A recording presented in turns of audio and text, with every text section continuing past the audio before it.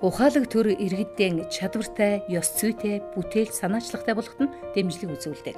Таны хүүхдийн тоглодог тоглоомын талбайд иргэдүр автомашины зам байдаг бол хүүхдүүд автомашины осолд өртөх өндөр эрсдэлтэй. Ийм тохиолдолд та бусад хүүхдүүдийн эцэг эхтэй хамтран автомашины замыг хүүхдийн тоглоомын талбайгаас холуур өөр удмаар явуулдаг болгох, энэ талбайг ногоон бүс болгон өөрчлөх саналаа төрийн захиргааны болон нутгийн удирдлагын байгууллагуудад илэрхийлэх хэрэгтэй. Энэ бол иргэн таны эрх. Танай гэрийн ойролцоогоор шинэ автобусны буудлал барьж зогсоол байгуулахар болсон бол зогсоол яг хаана байрлуулах хүмүүст ойр байр. Буудлал нь ямар байвал хүмүүс хүлээж байхдаа халууцах болон даарч, бороонд норж бухимдахгүй байх талаар та саналаа илэрхийлж, төрийн захиргааны болон нутгийн удирдлагын байгууллагуудын гаргах шийдвэрт оролцож тусгуулах хэрэгтэй. Энэ бол шийдвэр гаргах төвшин дэх иргэдийн оролцоо. Иргэд санаачлагтай, идэвхтэй, оролцоотой байвал олон асуудлыг төр засагтайгаан хамтран шийдэж, хөгжлийг зөв замд хөтөлж чадна.